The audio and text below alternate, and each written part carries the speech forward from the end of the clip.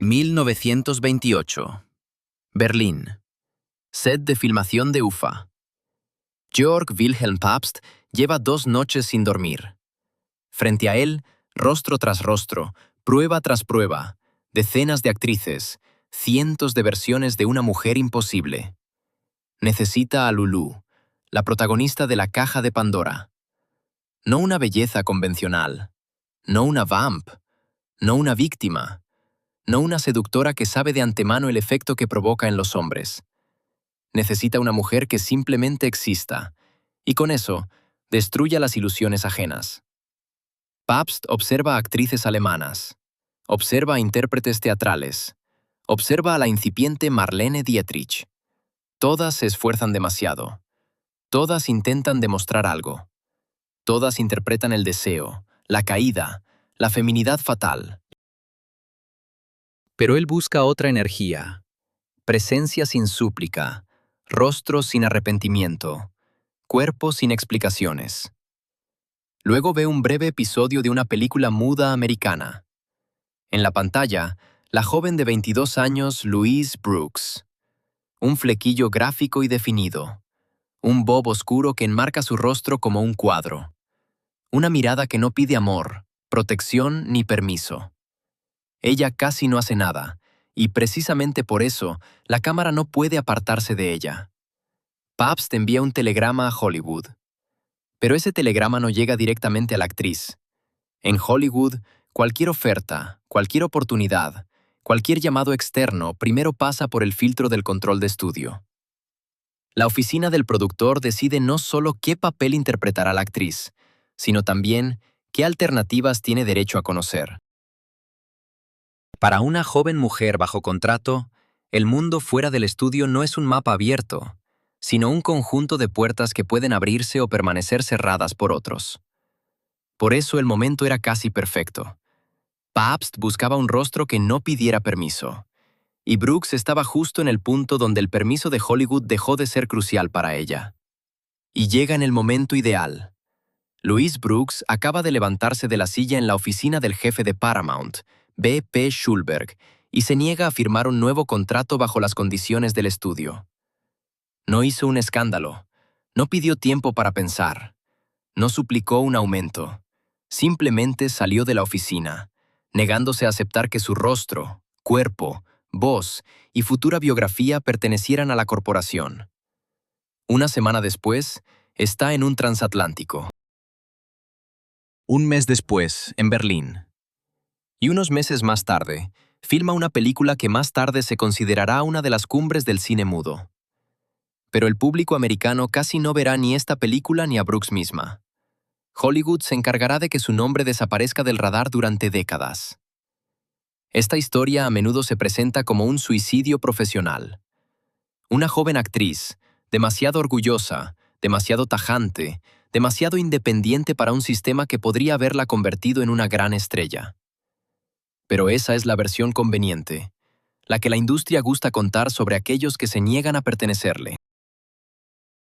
En realidad, la historia de Louise Brooks es sobre una mujer que entendió demasiado pronto la regla principal de Hollywood. La industria está dispuesta a convertirte en un ícono solo si dejas de ser dueño de tu propia identidad. Y ella eligió otro camino. Acto 1. América se corta el cabello. En 1926, miles de jóvenes desde Nueva York hasta el Medio Oeste llegan a las peluquerías con un deseo común: cortar su cabello.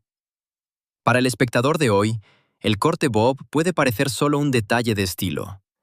Pero para la América de los años 20, era casi un gesto político, aunque expresado a través de la moda. Hasta hace poco, el cabello largo formaba parte de la antigua noción de feminidad, sumisa, hogareña, ligada a la moral victoriana y al orden familiar.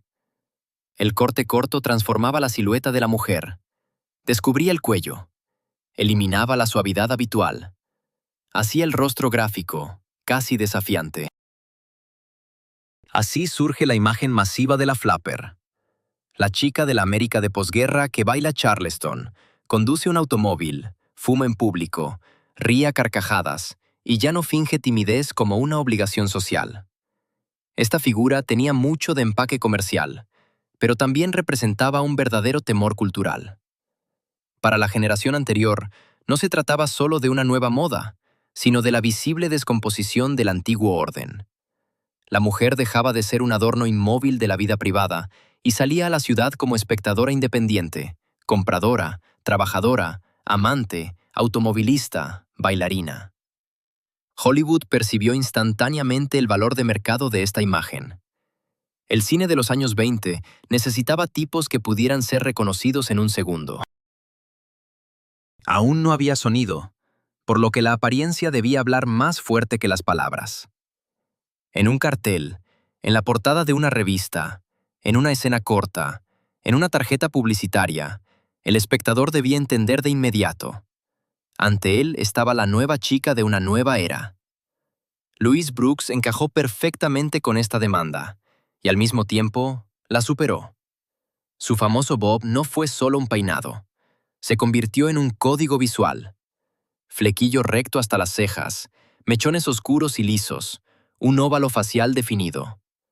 Las líneas eran tan precisas que su rostro se percibía casi como un emblema. No es casualidad que más tarde este corte fuera repetido no solo por admiradoras, sino también por artistas, fotógrafos, diseñadores, directores que quisieran evocar instantáneamente la imagen de los años 20. La industria no tardó en reproducir este código. Carteles, portadas, postales, fotografías publicitarias. Brooks se convirtió en una de esas figuras a través de las cuales la época se reconoce a sí misma retrospectivamente. Pero aquí es donde comienza el primer engaño. La memoria cultural adora convertir a personas complejas en símbolos hermosos. Es fácil recordar a Brooks como un ícono de estilo. La chica con flequillo, el rostro del jazz, la rebelde despreocupada de los rugientes años 20. En esta versión, su éxito parece casi accidental. Como si simplemente hubiera estado en el lugar correcto, con el corte correcto, en el momento histórico adecuado. Pero su bob era un símbolo peligroso precisamente porque resultó demasiado exitoso. Primero, el estudio quiso comprar ese rostro y convertirlo en un producto controlable.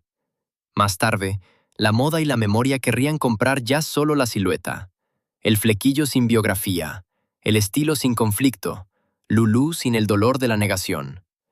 La imagen que una vez la ayudó a ser reconocida casi vuelve a eclipsar a la persona. Por eso, en su historia, es importante no solo cómo lucía, sino también cómo se resistió desesperadamente a que su apariencia se convirtiera en su único contenido. Pero Brooks no era una superficie pasiva sobre la que la época dibujó su diseño. Ella comprendía perfectamente el poder de su propia imagen visual. Entendía cómo la luz del estudio caía sobre su cabello liso, cómo una mirada directa rompía la distancia coqueta, cómo un rostro inmóvil podía ser más activo que una amplia sonrisa, cómo la más mínima inclinación de la cabeza podía cambiar el significado de una escena. La flapper en la cultura de masas a menudo permanecía como una caricatura segura, una chica atrevida a la que se le permitía hacer un poco de ruido, mientras la trama no la devolviera al matrimonio, al arrepentimiento o al castigo. Brooks sacó a este arquetipo de la zona de juego segura. En ella no había una súplica obligatoria de perdón. No mostraba al espectador: rompo las reglas, pero en el fondo sigo reconociendo su moral. En la pantalla, parecía que no existía ningún juicio sobre ella. Eso es precisamente lo que la hacía moderna. Y eso es precisamente lo que la hacía peligrosa. Acto 2. El cine mudo como lenguaje corporal. Para entender el significado de Louise Brooks, es crucial evitar el error común de ver el cine mudo como un cine incompleto antes de la llegada del sonido. El cine mudo no era cine sin algo. Era una industria artística independiente con sus propias reglas. En ella, el actor trabajaba no solo con el rostro, sino con el peso del cuerpo, el ritmo, la pausa, la línea del gesto, la dirección de la mirada. La música podía acompañar la proyección, los intertítulos podían dar diálogos, pero el verdadero significado nacía del movimiento. El cuerpo del actor se convertía en texto. La mayoría de los intérpretes de la era muda venían del teatro o el vodevil, y esa experiencia era evidente. Gestos amplios, manos alzadas, reacciones exageradas, dedos retorcidos, miradas demostrativas hacia un lado. Todo esto ayudaba a transmitir emoción en grandes salas y con una técnica de filmación imperfecta. Este estilo tenía sus grandes maestros, pero hacia finales de los años 20 comenzó a parecer cada vez más convencional. La cámara se volvía más sensible, el montaje más preciso, el primer plano más psicológicamente cargado. Brooks apareció justo en el momento en que el viejo lenguaje de la pantomima empezaba a ceder terreno a un nuevo lenguaje de presencia en pantalla. Ella no actuaba la emoción hacia afuera, la contenía dentro del encuadre. Su rostro podía permanecer casi inmóvil, pero el espectador sentía la tensión, porque la cámara capturaba no el gesto, sino la ausencia de él. Esto era una cualidad completamente nueva para el cine comercial estadounidense, donde muchas actrices literalmente explicaban su estado al espectador. Brooks obligaba al espectador a trabajar por sí mismo. Su fuerza no residía en que no hacía nada, sino en que sabía exactamente cuándo la acción se volvía innecesaria. La cámara la amaba por esa precisión. Una mirada directa, un pequeño movimiento del hombro, una pausa antes de sonreír, un giro brusco de cabeza, tras el cual su rostro volvía a cerrarse. Estos micromovimientos creaban la sensación de una vida interior que no podía ser completamente poseída. El espectador veía a una persona, pero no tenía acceso total a ella. La transición al sonido no solo destruyó las carreras de algunos actores, destruyó una forma de existir en pantalla. Los estudios comenzaron a reestructurar la jerarquía desde cero. Probaban voces, acentos, dicción, la capacidad de hablar al micrófono, repetir diálogos obedientemente y trabajar en las nuevas condiciones técnicas. Muchos actores del cine mudo realmente no pudieron adaptarse. Pero el caso de Brooks era más complejo. Su problema no era que no tuviera voz. Su problema era que su principal talento pertenecía al arte visual. Sutil, silencioso, internamente libre. Y la nueva era de los estudios exigía no solo sonido, exigía aún más control. En el cine mudo, una actriz que sabía manejar su cuerpo tenía espacio para el misterio. En el cine sonoro de estudio, al actor cada vez más se le dictaba no solo cómo lucir, sino también cómo sonar, dónde hacer una pausa, cómo pronunciar una línea moralmente conveniente, cómo explicar al espectador lo que antes podía quedar sin decir. Para Brooks, esto no era progreso técnico, sino una nueva forma de disciplina. El paso al sonido dio a los estudios una rara oportunidad de rearmar el poder sobre los actores. Bajo el pretexto de una revolución técnica, se podían probar voces, revisar contratos, reducir tarifas, retrasar aumentos salariales y deshacerse de quienes no querían ser complacientes. El progreso parecía neutral: micrófonos, estudios de sonido, nuevas tecnologías. Pero dentro de ese progreso operaba la vieja lógica de los estudios. Quien controla el equipo y la distribución, controla también el destino del intérprete. Así, el sonido se convirtió no solo en la voz del futuro, sino en una nueva forma de domesticar a las estrellas de la era muda. Acto 3. Infancia, danza y la negativa a disolverse. Louise Brooks no nace en Hollywood ni en el mundo de los grandes teatros. Su vida temprana transcurre en Kansas, en la ciudad de Chanute, donde la distancia entre la respetabilidad del hogar y la frialdad emocional puede ser mínima. Su madre, Myra Brooks, es pianista. Una mujer educada, musical, disciplinada, que no considera la ternura materna una parte esencial de la crianza. En la casa de los Brooks, los niños aprenden temprano. La debilidad no es un argumento, la protección no está garantizada. La independencia no es una elección, sino una condición para sobrevivir. En sus memorias, Louise escribe más tarde sobre un episodio traumático de su infancia. A los 9 años, sufre abuso sexual por parte de un vecino de la familia. Lo más importante para entender su vida posterior no son los detalles de este evento, sino la reacción del mundo adulto. Cuando su madre se entera, no se convierte en una fuerza protectora. El silencio resulta más importante que la justicia. Mantener las apariencias externas más importante que el niño. Este episodio no debe convertirse en una clave psicológica barata para toda su biografía. Una persona es más compleja que un solo evento, pero explica mucho sobre cómo Brooks reacciona más tarde ante cualquier estructura que requiere confianza a cambio de sumisión. La familia no se convierte en un refugio seguro para ella. Por eso, la familia del estudio, con sus promesas de cuidado, contratos, mentores, productores y departamentos de publicidad, desde el principio no puede despertar en ella una gratitud ingenua. Donde otras jóvenes actrices ven una oportunidad de protección, ella ve un contrato en el que la parte fuerte siempre exigirá más de lo prometido. La danza se convierte en el primer entorno donde el control sobre su cuerpo le pertenece. Desde niña practica la danza, y en la adolescencia ingresa en la escuela Denny Shawn, uno de los principales centros de la danza moderna estadounidense. No es una escuela de ballet clásico en el sentido estricto. Allí enseñan al cuerpo como un instrumento expresivo. Cómo distribuir el peso, cómo entrar en el espacio, cómo mantener la línea, cómo transmitir un estado interno a través de un giro del torso y no a través de una mueca teatral. Para una futura actriz de cine mudo, esto resulta ser una preparación casi perfecta. Brooks aprende a manejar la atención del espectador antes de estar frente a la cámara. Entiende que la inmovilidad puede ser activa, que la pausa no equivale al vacío, que la precisión del movimiento es más importante que la cantidad de movimiento. Pero la escena de la danza también le da otra lección, la lección de la sumisión. En una compañía, la individualidad a menudo debe disolverse en la composición general. El cuerpo de baile requiere sincronía. La línea debe ser uniforme, el gesto idéntico, la peculiaridad personal imperceptible. Brooks descubre rápidamente en sí misma la incapacidad de convertirse en parte de una fila anónima.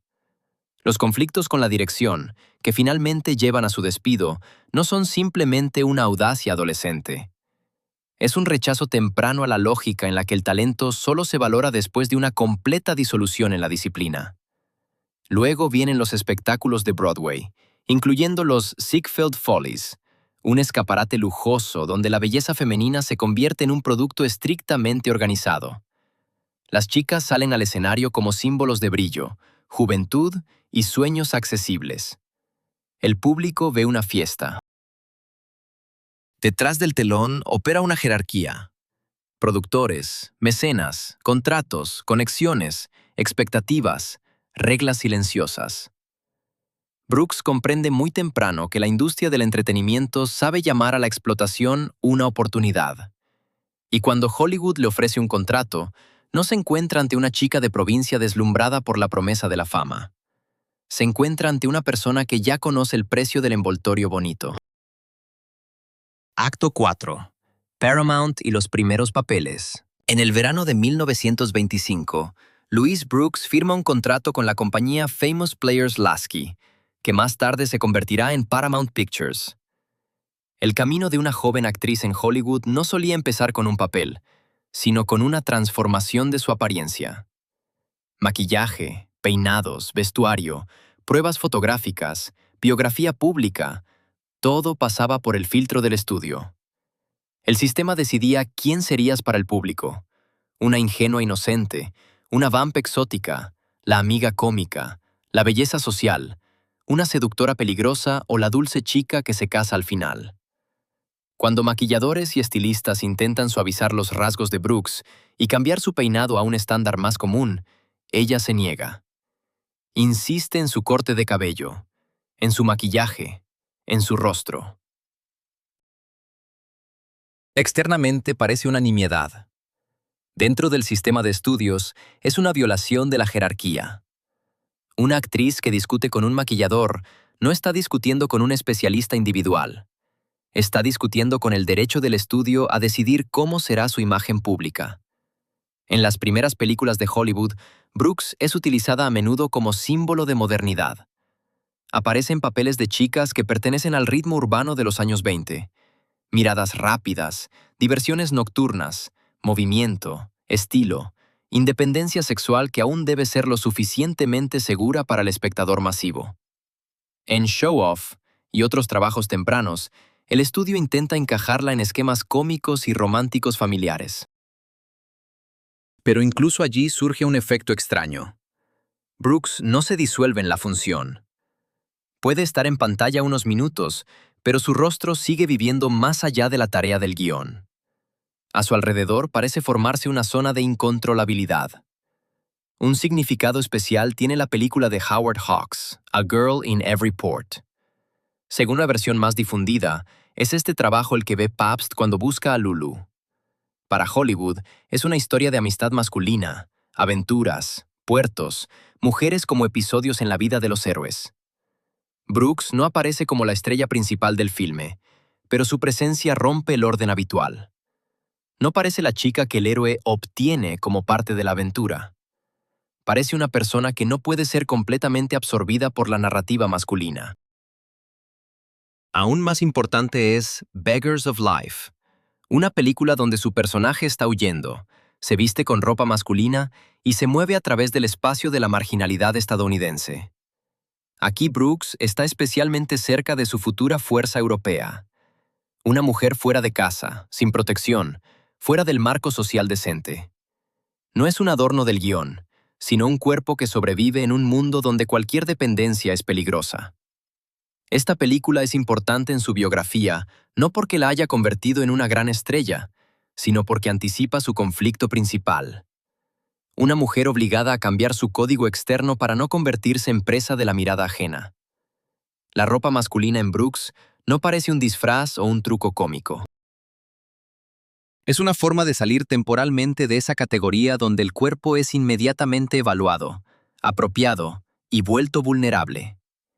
En este sentido, Beggars of Life prepara no solo a Lulu, sino a la misma Louise Brooks, una actriz que siempre intenta encontrar una forma de existir fuera de las trampas femeninas habituales de la industria. Estas películas muestran que Brooks podría no ser solo una estrella de moda. Tenía material para un gran rango dramático. Pero Paramount no estaba interesada en desarrollarla como una actriz compleja. El estudio necesitaba un tipo controlable, no una herramienta artística autónoma. La tensión rápidamente se extiende más allá del set de filmación. Hollywood, en los años 20, no solo funcionaba a través de cámaras y contratos. Operaba a través de la crónica social. Se esperaba que las actrices participaran en citas arregladas, estrenos, cenas con inversores, entrevistas promocionales, apariciones cuidadosamente organizadas en el lugar correcto con el hombre correcto. La vida personal era una extensión del departamento de publicidad. Brooks comienza a ignorar este protocolo. Rechaza eventos que considera sin sentido. No quiere fabricar historias románticas para la prensa. No muestra gratitud por el simple hecho de que el estudio la posee. Así surge una etiqueta que la perseguirá toda su carrera. Complicada. En Hollywood, esta palabra rara vez significa una verdadera complejidad de carácter. Más a menudo significa una cosa, una persona que no permite ser manejada sin resistencia. Acto 5. La oficina de Schulberg. En 1928, Louise Brooks entra en la oficina de P.P. Schulberg, uno de los jefes de Paramount. Sobre la mesa, un nuevo contrato. Un acuerdo de 5 años. Para la mayoría de las actrices en su posición, esto sería una garantía de futuro. Salario estable, papeles, promoción, mantener el estatus en un momento en que la industria del cine está viviendo una revolución tecnológica. El sonido ya está cambiando las reglas del juego. Algunas estrellas pierden terreno rápidamente. Otras intentan demostrar su valía en esta nueva era. El miedo flota en cada despacho. Schulberg usa ese miedo como palanca. En el contexto de esta conversación, es crucial que Berlín ya le había ofrecido no solo un riesgo artístico, sino también una alternativa económica concreta. La oferta de Pabst no era un llamado romántico de un europeo desconocido, sino una oportunidad profesional remunerada. En las memorias de la propia Brooks, se menciona un sueldo de $1,000 a la semana, más de lo que Paramount planeaba dejarle bajo las condiciones anteriores. Para el estudio, esto era peligroso. La actriz podía darse cuenta de que su trabajo tenía un valor más allá de la oficina de Hollywood. Schulberg le propone a Brooks extender su relación con el estudio sin el aumento que ella esperaba. Formalmente, el argumento suena racional. La industria es inestable. El sonido está cambiando el mercado. Nadie sabe quién seguirá siendo relevante. En esencia, era una prueba de sumisión. Paramount quería ver si la actriz aceptaría que su valor no lo determinaba su trabajo, sino la gracia del estudio. Un contrato de 5 años en el Hollywood de aquellos tiempos no era simplemente un acuerdo laboral. Era casi una forma de propiedad. El estudio determinaba los papeles, la apariencia, el horario, el comportamiento público, las obligaciones publicitarias, las entrevistas permitidas, a veces incluso la imagen romántica. El actor recibía dinero y una apariencia de protección, pero pagaba con el derecho a controlar su propia trayectoria. Para Brooks, tal contrato era inaceptable no solo financieramente. Requería reconocer una autoridad que ella nunca consideró legítima. No negocia, no hace una escena, no intenta agradar, simplemente se levanta y se va. Este gesto era peligroso no porque una actriz rechazara un contrato. El peligro residía en el ejemplo. Si una estrella con contrato puede salir de la oficina de un jefe sin arrepentimiento, significa que el poder del estudio no es absoluto. Significa que otros también pueden empezar a cuestionar. ¿Por qué el salario no corresponde a los ingresos? ¿Por qué la vida personal pertenece al departamento de publicidad? ¿Por qué el estudio maneja a las personas como inventario? Schulberg podía ver esto como un capricho de una joven actriz, pero en realidad enfrentaba una pregunta más incómoda. ¿Qué hacer con alguien que no confunde estabilidad con posesión? La mayoría de los intérpretes temían perder el techo del estudio, especialmente en un momento de cambio técnico. Brooks temía otra cosa. Despertar en 5 años y descubrir que su biografía ya había sido escrita por el departamento de publicidad. El sistema no podía dejar tal gesto sin respuesta. Poco después, Paramount exige que Brooks regrese para doblar una película muda ya filmada, The Canary Murder Case. La transición al sonido requiere nuevas escenas y diálogos. El estudio quiere usar su voz, pero no quiere pagar por este trabajo como si fuera nuevo. Brooks responde simplemente: el contrato ha terminado. Ya no está obligada a servir gratuitamente las decisiones pasadas de la corporación. Entonces el estudio hace 2 movimientos simultáneamente. Primero, contrata a otra actriz, Margaret Livingston, para que doble a la heroína de Brooks. En algunas escenas regrabadas, la reemplazan de manera que el espectador vea su espalda, su perfil, su silueta oscura, todo lo que permita cerrar técnicamente el vacío sin reconocer públicamente lo principal. La película se sostiene en el rostro de una mujer a la que el estudio ya decidió castigar. Segundo, lanza un rumor conveniente: el supuesto de que la voz de Louise Brooks no es adecuada para el cine sonoro. En un momento de revolución tecnológica, tal rumor era casi una sentencia profesional. Si el público y los productores creen que una actriz no tiene la voz adecuada, el conflicto con la corporación desaparece de la historia. Todo parece natural. No fue el estudio quien castigó a la intérprete rebelde, sino el progreso que desplazó a una estrella obsoleta de la era muda. Era el mito perfecto, porque eximía a Paramount de responsabilidad. La ironía aquí es casi cruel. Literalmente le quitaron la voz en la película, y luego explicaron al público que el problema era su voz. La tecnología, que debía dar a los actores una nueva dimensión de presencia, en su caso se convirtió en un instrumento de borrado. En la pantalla quedaba el rostro de Brooks, pero sonaba una voz ajena. Así, el estudio creó una prueba visual de su propia mentira. El espectador veía a Louise, escuchaba a otra, y debía creer que ella no superó la prueba del sonido. Brooks podría haber discutido, dar entrevistas, demostrar que su voz era normal, intentar recuperar el control de su reputación a través de la prensa. Pero participar en esta disputa significaría reconocer el poder de los mismos canales a través de los cuales el estudio la destruía. Ella elige el silencio. Tácticamente, esto le costará caro. Pero psicológicamente es un paso fuerte. No pide al sistema que revise el veredicto, porque no reconoce su derecho a ser un tribunal. Y en ese momento, llega un telegrama desde Berlín. Acto 6. Berlín, donde no le pidieron arrepentirse. Berlín a finales de los años 20 es un lugar donde la libertad y la ansiedad coexisten. La República de Weimar ofrece a la cultura un breve y deslumbrante periodo de experimentación.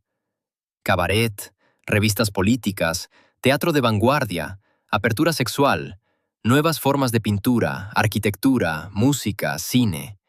La ciudad parece un laboratorio del futuro. Pero bajo ese futuro ya se mueve otra energía. Inestabilidad económica, violencia callejera, radicalización política, miedo a que la libertad termine antes de convertirse en norma. Para Brooks, este Berlín es el polo opuesto de Hollywood. En los estudios de la UFA también existen disciplina, dinero, poder y jerarquía. Pero el cine alemán de finales de los 20 está mucho más enfocado en el director como autor. Aún queda espacio para el riesgo psicológico. El cine europeo no exige con tanta insistencia que una mujer independiente al final reconozca su culpa ante la moral social. Pabst ve en Brooks no un problema, sino una solución. Lo que en Paramount llaman frialdad, él lo considera precisión. Lo que los productores estadounidenses perciben como falta de sumisión, para él es una rara cualidad de presencia en pantalla. No intenta hacerla actuar más. Al contrario, le pide que actúe menos, que quite las explicaciones, que no le diga al espectador cómo debe sentir hacia Lulu, que no convierta a la heroína en una vampira, villana o víctima. El método de Pabst encaja perfectamente con su formación en danza. A menudo construye el montaje a partir del movimiento, donde el corte surge en el momento de un gesto, un giro, un impulso físico.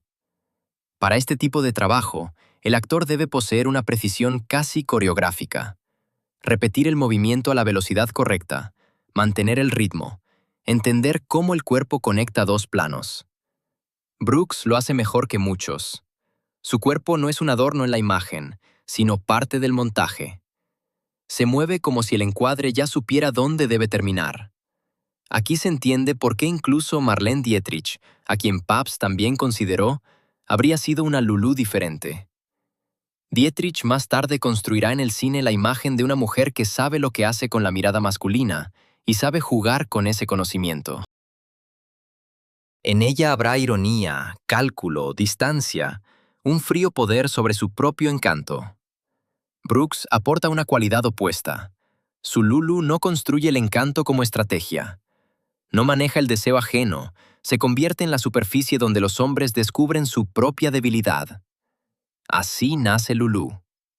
Lulu en la caja de Pandora es uno de los personajes femeninos más difíciles en la historia del cine, precisamente porque es fácil distorsionarla. Se puede interpretar como una destructora consciente, como una víctima ingenua, como una fantasía sexual, como una advertencia moral. Brooks no elige ninguna de estas opciones seguras. Su Lulú no seduce en el sentido habitual. Ella existe. Los hombres a su alrededor crean sus propias proyecciones, le otorgan poder, exigen que cumpla con sus deseos, y luego la culpan por no poder soportar sus propias fantasías. La sociedad ve en ella la causa de la destrucción porque no quiere admitir que la destrucción nace en quienes intentan poseerla. Lo más radical de este papel es la ausencia de una postura de arrepentimiento. Las películas americanas de esa época a menudo permitían la libertad femenina como una infracción temporal. La chica podía bailar, coquetear, equivocarse, engañar, huir, pero al final debía o volver al orden moral o ser castigada de tal manera que el espectador no dudara. El sistema tiene razón. Lulú no le da al espectador ese confort. Su final es trágico, pero no parece un castigo merecido. No es una penalización por la libertad. Es el choque de un ser vivo e indomable con un mundo que no sabe ver a una mujer como persona si no se explica a través de la culpa. Por eso Brooks es insustituible para este papel. No interpreta la falta de arrepentimiento. Ella misma no sabe actuar el arrepentimiento a demanda del sistema. En la siguiente película de Pabst, Diario de una caída, este tema toma otro giro. Aquí no se trata de la tragedia bohemia de Lulu, sino de una sociedad respetable que esconde la crueldad tras el lenguaje de la moral. Instituciones correccionales, decoro familiar, control social sobre la reputación femenina. Todo esto se muestra no como protección, sino como una forma de opresión. La palabra caída en Pabst suena como una acusación no a la heroína, sino a la sociedad que necesita tal etiqueta. Si se puede llamar a una mujer caída, ya no es necesario preguntar quién la empujó al borde, quién se benefició de su vulnerabilidad, quién cubrió la violencia con decoro y quién luego organizó el juicio moral. Pabst no filma el pecado de la mujer, sino la comodidad de un lenguaje que convierte la crueldad ajena en su culpa personal. La heroína de Brooks no se convierte en una víctima conveniente. Pasa por la humillación, pero no convierte el sufrimiento en una súplica de compasión. Pabst nuevamente no filma la caída de una mujer, sino la hipocresía de un sistema que primero crea las condiciones para la caída y luego condena solemnemente a quienes caen. Para Brooks, esto no es solo arte. Es una rima directa con su propia biografía. Familia, estudio, prensa, todos en diferentes momentos le exigieron lo mismo: someterse por decoro y llamar a eso sensatez. Acto 7. América que no pudo aceptar a Lulú. La caja de Pandora no estaba lista para su destino en América. O más bien, América no estaba lista para la caja de Pandora. En Europa, la película también generó controversia. El personaje de Lulu era demasiado abierto, demasiado ambiguo, demasiado incómodo para una lectura moralista. Pero la distribución estadounidense fue más allá. Reeditó la película, la recortó, cambió los énfasis, eliminó líneas argumentales importantes. Al público se le ofreció no la película de Pabst en su estructura completa, sino una versión mutilada, adaptada a las expectativas de la censura y la moral. Así, Brooks fue rechazada en Estados Unidos 2 veces. Primero por el estudio, como trabajadora que se negó a someterse. Luego por el sistema de distribución, como una imagen de mujer que no podía explicarse de manera segura. La censura estadounidense no solo eliminaba elementos peligrosos, cambiaba el significado mismo. Si la heroína independiente no mostraba suficiente culpa, el montaje debía ayudarla a parecer culpable. Si la trama simpatizaba demasiado con una mujer fuera de las normas, debía reestructurarse para que el espectador volviera a sentir superioridad moral. Si la libertad no era castigada con suficiente claridad, el castigo debía enfatizarse. En este sentido, el destino de la caja de Pandora en la distribución estadounidense se convirtió en una extensión del destino de Brooks misma. No se podía simplemente mostrarla tal como era. Había que explicarla, acortarla, corregirla, encajarla en una lección familiar. Cuando Brooks regresa a los Estados Unidos en 1930, lleva consigo 2 películas europeas destacadas. La lógica del arte sugeriría que ahora Hollywood debería verla de otra manera. Como una actriz de nivel internacional, capaz de una complejidad psicológica que los estudios estadounidenses antes subestimaban. Pero Hollywood no vivía de la lógica del arte, vivía de la lógica de la disciplina. Para los ejecutivos de los estudios, Brooks seguía siendo no la actriz que trabajó con Pabst, sino la empleada que salió de la oficina de Schulberg sin permiso. Su éxito europeo no era un argumento. Al contrario, podía irritar aún más. Había demostrado que podía ser grande sin Paramount. No se necesitaba una lista negra oficial. Los grandes estudios ya entendían bien sus intereses mutuos. A la actriz indomable no era necesario prohibirle. Bastaba con no darle material digno de su fuerza. Bastaba con ofrecerle papeles por debajo de su nivel. Bastaba con bajar su estatus gradualmente, para que el público pensara que simplemente había perdido relevancia. Así sucede. Sin embargo, su regreso no fue completamente vacío. A principios de los años 30 aún surgían oportunidades aisladas que podrían haber cambiado su trayectoria. Una de las más significativas fue el papel de Gwen Allen en El enemigo público, una película de gánsteres que más tarde se convertiría en un hito importante para James Cagney y Jean Harlow. El papel finalmente fue para Harlow. Para la historia del cine, Es uno de esos pequeños giros donde se ve cómo el rechazo de Brooks a Hollywood se convertía no solo en un castigo externo, sino en su propia obstinada negativa a volver a un entorno que no respetaba.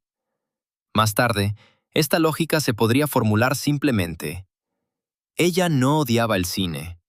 Odiaba a Hollywood como forma de poseer el cine. Le ofrecen papeles secundarios, proyectos débiles, apariciones pasajeras. No una catástrofe, no un exilio público, sino una forma más sutil de castigo. La industria no le corta la carrera de un solo golpe. Lentamente reduce su visibilidad hasta que su nombre deja de funcionar como una promesa. Es uno de los métodos más efectivos de destrucción en Hollywood. No prohibirle a alguien trabajar, sino hacer que cada trabajo siguiente demuestre su supuesta insignificancia. Brooks no pide perdón. No intenta recuperar el favor de los productores con su misión. No acepta interpretar a una exiliada arrepentida en la vida, como no lo hizo en la pantalla. Y precisamente, eso hace que el regreso sea imposible. El sistema podía perdonar un error. No podía perdonar la falta de arrepentimiento. Acto 8. El precio de la autonomía. A principios de los años 40, Louise Brooks trabaja como vendedora en el almacén Saks Fifth Avenue de Nueva York. Esta escena es casi demasiado cinematográfica para parecer real. La mujer cuyo rostro los directores europeos consideraban uno de los grandes del cine, ahora está detrás del mostrador atendiendo a clientas adineradas. Algunas de ellas quizás aún la recuerdan de las portadas. Otras solo ven a una vendedora cortés, con buenos modales y una mirada penetrante. Para los periódicos, esta historia era una conveniente parábola moral. Fue una estrella, ahora es vendedora. Fue un ícono, terminó en el olvido. No se sometió a las reglas, recibió su castigo. Este relato no solo era necesario para el público, sino también para la industria misma. Advertía a otros actores sobre las consecuencias de la insubordinación. Pero para Brooks, el trabajo tras el mostrador tenía otro significado. En Hollywood, el empleador no solo compraba sus horas de trabajo, compraba su apariencia, su comportamiento, su biografía pública, su silencio, sus sonrisas, su presencia en eventos, su disposición a ser complaciente. En el almacén, compraban su labor. Poco prestigiosa, mal pagada en comparación con los honorarios de estudio, socialmente humillante para una exestrella, pero limitada. La jornada laboral terminaba. La clienta no poseía su pasado. La administración de la tienda no fabricaba su vida romántica para la prensa. Esto no romantiza la pobreza. La inestabilidad financiera era real y dura. Brooks no tenía porcentaje de las ganancias de sus viejas películas, no había sistema de regalías por retransmisiones, no tenía una protección de pensión confiable. Los contratos de Hollywood creaban la ilusión de riqueza mientras el cheque llegaba cada semana. Tan pronto como el flujo de dinero se detenía, se descubría que la vida lujosa a menudo era parte de una obligación publicitaria, no una garantía de futuro. Su círculo social también desapareció. Las conexiones en Hollywood rara vez sobreviven a la pérdida de estatus. Mientras una persona genera ganancias, hay amigos, invitaciones, sonrisas, promesas. Cuando deja de ser un activo, el entorno amistoso revela su verdadera estructura. Era una red de utilidad mutua. Durante los años 40 y 50, Brooks prueba diferentes ocupaciones. Clases de baile, trabajos ocasionales, proyectos de radio, intentos de regresar a la estabilidad a través de otras formas de trabajo. Nada se convierte en una nueva vida estable. Su independencia no parece festiva. No vive como una leyenda en exilio voluntario. Vive con dificultad, a menudo sola, sin esa libertad romántica que los espectadores solían atribuir a su imagen en pantalla. Y aquí, es importante no confundir el significado. Su historia no demuestra que la autonomía traiga felicidad. Demuestra que la autonomía tiene un precio, a veces muy alto. Brooks no venció al sistema en un sentido cotidiano. Perdió dinero, carrera, posición social, años de visibilidad. Pero el sistema no obtuvo de ella lo principal, el reconocimiento de que tenía razón. Incluso en la pobreza, no se convirtió en un ejemplo de arrepentimiento. A mediados de los 50, su aislamiento se vuelve casi total. Un pequeño apartamento, deudas, conexiones rotas, vida en la periferia de la memoria cultural. Para Hollywood, esto parecía un final definitivo. La actriz incómoda desapareció. El mercado dictó sentencia. Los archivos guardan silencio. Pero Hollywood no controlaba toda la memoria del cine. Acto 9. Europa rescata lo olvidado. El regreso de Louise Brooks no comienza con el gran público ni con la nostalgia de las revistas de moda. Empieza en un círculo reducido de personas que ven en las viejas películas un archivo viviente. Ya en 1953, James Caird convence a Henri Langlois de proyectar La Caja de Pandora y Diario de una Perdida. Esta proyección se convierte en una restauración casi secreta del significado. Películas que la máquina de distribución estadounidense había dañado y olvidado, ahora se ven como obras de arte, no como mercancía obsoleta. En 1955, se inaugura en París una exposición por el 60 aniversario del cine. La Cinemateca Francesa, bajo la dirección de Henri Langlois, coloca un enorme retrato de Louise Brooks en la entrada. No es solo un gesto de amor hacia una actriz olvidada. Es un desafío al modo en que Hollywood recuerda el cine. Durante décadas, los estudios estadounidenses han tratado las películas antiguas principalmente como activos. Si una cinta ya no generaba dinero, perdía su valor. Las películas de nitrato ocupaban espacio, eran peligrosas, requerían almacenamiento. Muchas películas eran destruidas, se descomponían, se vendían, se reciclaban por sus materiales. El sistema comercial no sabe conservar lo que ya no promete ganancias. Los archivistas europeos miran de otra manera. Para ellos, el cine no es solo un mercado, sino también historia del arte. Una película antigua no se convierte en basura porque deje de vender entradas. Puede ser la clave para entender toda una época. Langlois y sus afines rescatan lo que la industria desecha, porque ven en el celuloide memoria, no un problema de almacén. Por eso Brooks regresa primero no como estrella, sino como un descubrimiento de archivo. Los críticos y cineastas franceses ven en ella lo que Hollywood una vez se negó a reconocer. No a una chica de moda con flequillo, sino a una de las grandes figuras de la modernidad en pantalla. Langlois pronuncia la famosa frase de que en la historia del cine no hay ni Garbo ni Dietrich, solo Louise Brooks. Hay mucha provocación en esa frase, pero lo importante es el gesto. La memoria cultural europea pone en el centro a una mujer que la industria estadounidense borró por ser profesionalmente incómoda. Mientras en París su rostro se convierte en símbolo del cine, Brooks está en Nueva York, casi sin dinero y casi sin conexiones. No participa en su propio renacimiento. No sale al escenario bajo aplausos. No recibe una revancha inmediata. Entonces aparece James Caird, de George Eastman House en Rochester. No llega a Brooks como productor. No le ofrece volver a ser actriz. No promete un regreso a Hollywood. No le exige la belleza de antes, la sonrisa de antes o la docilidad de antes. Llega como un hombre de archivo, y lo que necesita no es su leyenda, sino su memoria, su mirada y su intelecto. Pero aquí no se debe convertir la historia en un cuento de salvación. Caird no cancela su soledad, no le devuelve la juventud, no repara su carrera destruida.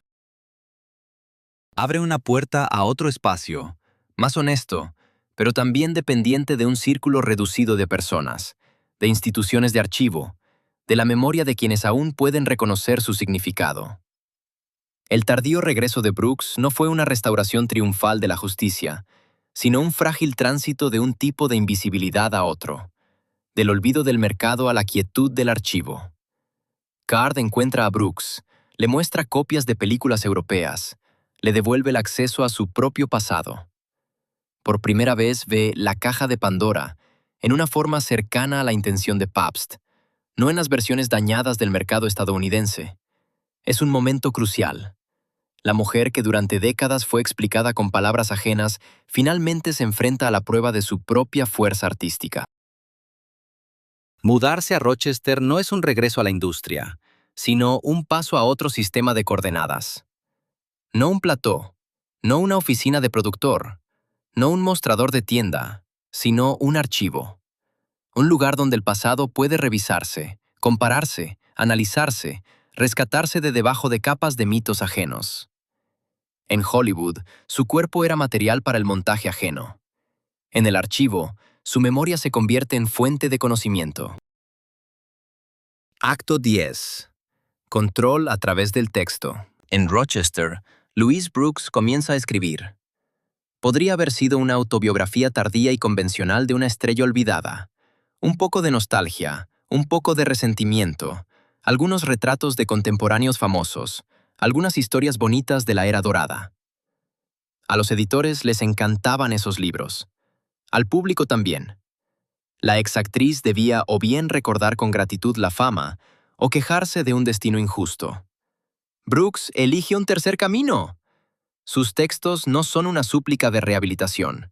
No implora al lector que reconozca que fue tratada injustamente. No intenta venderse de nuevo como una belleza perdida. No convierte el pasado en un museo sentimental. Ella analiza. Escribe sobre el sistema de estudios como alguien que lo vio desde dentro y ya no tiene que proteger a nadie. Desmenuza cómo se fabricaban las biografías de las estrellas, cómo los departamentos de publicidad creaban mitos controlados, cómo los productores usaban contratos para imponer disciplina, cómo la prensa se convertía en una extensión del poder de los estudios. No escribe con el lenguaje del chisme, sino con el de un testimonio preciso. Es especialmente importante que su estilo de escritura continúe su manera en pantalla. La misma sequedad, la misma contención, la misma ausencia de súplica por compasión. No dramatiza donde otro autor arrancaría una lágrima. No adorna las derrotas con frases bonitas. No se convierte en una santa víctima. Esa fría precisión es lo que genera confianza. En el cine, su rostro a menudo se convertía en la superficie de fantasías ajenas. En sus textos, ella misma elige el ángulo. Escribe sobre Humphrey Bogart, W. C. Fields, directores, productores, colegas, pero no como admiradora ni como rival resentida. Le interesa la estructura. ¿Por qué algunos sobrevivieron dentro del sistema? ¿Por qué otros fueron quebrados? ¿Por qué algunos aprendieron a negociar con la máquina sin perderse por completo? También desmenuza su propio mito. Muestra que su famoso flequillo no era un detalle de moda casual, sino parte de un lenguaje profesional. Que su inmovilidad no era vacío, sino técnica. Que su rechazo a la pantomima teatral no era falta de temperamento actoral, sino una elección consciente. Que su complejidad no era un capricho, sino una negativa a ceder a otros el derecho de manejar su biografía. Cuando en 1982 sale a la luz el libro Lulu en Hollywood, queda claro, no es solo un libro de memorias, es un acto de testimonio histórico. Uno de los raros casos en que un objeto del mito de estudio regresa no para pulir la leyenda, sino para desarmarla en piezas. Y aquí ocurre su verdadero revancha. No es taquillera, no es de carrera, no es social. Brooks no regresa a Hollywood como una vencedora en la alfombra roja. No recibe un papel tardío que lo corrige todo. No se convierte en la vieja leyenda querida de la industria, lista para sonreír en ceremonias y agradecer a quienes alguna vez la expulsaron. Regresa no como actriz que pide al cine una segunda oportunidad, sino como alguien que explica el cine. Esto es más importante que cualquier ceremonia. En una industria que alguna vez intentó definirla por la adecuación de su rostro y voz, ella toma en sus manos la herramienta más inmaterial, el pensamiento, y con él recupera su lugar. Su victoria es de otro tipo. Cambia de posición. Deja de ser una imagen y se convierte en autora. Deja de ser un rostro que explican críticos, productores y archivistas, y se convierte en una voz que los explica a ellos mismos. La industria alguna vez intentó probar que su voz no era adecuada para el nuevo cine. Décadas después, es precisamente su voz, escrita, precisa, despiadadamente clara, lo que la preserva en la historia. Sus textos tardíos sobrevivieron a los comunicados de prensa de los estudios. Sobrevivieron a los rumores sobre su voz inadecuada. Sobrevivieron a las notas condescendientes sobre una estrella caída. Sobrevivieron al sistema mismo, que la consideraba útil solo mientras podía disponer de ella. Acto 11. Legado sin arrepentimiento. Hoy en día, Louise Brooks existe en la cultura de dos maneras distintas. La primera es casi decorativa. Cabello negro, flequillo recto, rostro pálido, ojos oscuros. La emblema perfecta de los años 20. Esta imagen se usa con facilidad, en pósters, sesiones de moda, videoclips, referencias visuales. Es hermosa, concisa y casi no requiere conocer su biografía. Así, Brooks se convierte nuevamente en una superficie, en un estilo sin conflicto. Su silueta lleva tiempo viviendo una vida propia. Aparece en la fotografía de moda, en citas cinematográficas, en gráficos, en cómics. Basta recordar a Valentina de Guido Crepax, donde el cabello negro se convierte en un heredero directo de Brooks. Más tarde, las comunidades en línea y los archivos de fanáticos la transforman de nuevo en un objeto de culto. Escaneos, fotogramas, fotos restauradas, artículos, proyectos documentales. Esta nueva existencia póstuma es ambigua. La salva del olvido, pero al mismo tiempo corre el riesgo de reducirla nuevamente a un peinado reconocible. La segunda imagen es más compleja e importante. Es Brooks como una de las primeras actrices que mostró abiertamente que la autonomía femenina en Hollywood no era una pose romántica. Costaba papeles, dinero, conexiones, reputación, seguridad. Su independencia no fue fácil. No le trajo felicidad estable. No la protegió de la soledad. No hizo su vida cómoda. Pero le permitió conservar lo que el sistema de estudios solía arrebatar primero: el derecho a no estar de acuerdo con la versión ajena de sí misma. Por eso su historia no encaja bien en la narrativa habitual de la caída de una estrella. Caer implica que alguien volaba hacia la cima correcta, pero no se sostuvo. Brooks, en algún momento, dejó de considerar esa cima como la correcta. No se cayó de la escalera. Se negó a subir por una escalera construida como forma de posesión. Hollywood quería comprar su flequillo, su rostro, su silueta, su modernidad, su audacia, todo lo que pudiera convertirse en ganancia. Pero quería obtenerlo sin la voluntad real detrás de la imagen. Brooks era rentable como símbolo de libertad, pero peligrosa como persona libre. Ahí radica la gran paradoja de su legado. Se convirtió en un ícono de estilo porque sabía crear forma, pero permaneció en la historia no por la forma. Permaneció porque se negó a someter su vida interior a esa forma por completo. Su película principal en Hollywood nunca se filmó. Su papel principal en América no se concretó. Sus mejores años, desde la perspectiva de una carrera en los estudios, se perdieron en conflictos, exilio, pobreza y silencio. Pero su escritura tardía cambió el significado de toda su biografía. Lo que parecía un fracaso se convirtió en prueba de coherencia. Lo que parecía desaparición se volvió un modo de no permitir que el sistema se apropiara por completo de su voz. El archivo venció a la taquilla. El texto venció al comunicado de prensa. La memoria venció a la lógica del estreno. Louise Brooks no regresó como una leyenda dócil. Regresó como testigo. La historia de Louise Brooks a menudo se narra como una historia de oportunidades perdidas. ¿Cuántos papeles podría haber interpretado? ¿Qué estrella podría haber sido? ¿Cuánto tiempo podría haber permanecido en la cima si hubiera sido más dócil, más cautelosa, más diplomática, más agradecida? Pero todas estas suposiciones requieren una condición: que Louise Brooks dejara de ser Louise Brooks. Hollywood estaba dispuesto a pagar generosamente por su rostro, por su flequillo, por su mirada fría, por la promesa de una nueva libertad femenina. Pero solo bajo la condición de que esa libertad se mantuviera como un estilo controlado, y no como un verdadero derecho a decir no. En cuanto detrás de la imagen se descubrió una voluntad, el sistema reaccionó no con admiración, sino con castigo disciplinario. Por eso, la fórmula de «no le gustaba actuar» es demasiado conveniente y demasiado burda. Mucho más preciso es decir que Brooks no rechazaba el cine como arte. Sus mejores películas y sus textos tardíos demuestran lo contrario. Ella rechazaba a Hollywood como un orden de posesión, donde el amor a la cámara requería el odio a su propia libertad. Pagó por su autonomía con casi todo lo que se puede pagar en una profesión pública: carrera, dinero, estatus, círculo social, décadas de visibilidad. Pero no pagó con lo que para ella era lo más importante: el derecho a no aceptar la versión ajena de su propia identidad. Por eso su regreso tardío no ocurrió a través de la pantalla, sino a través del texto. En el cine podían editarla, doblarla, recortarla, venderla, olvidarla. En la escritura, ella misma marcaba los acentos. Ella misma elegía las pausas. Ella misma determinaba dónde terminaba el mito y comenzaba el documento.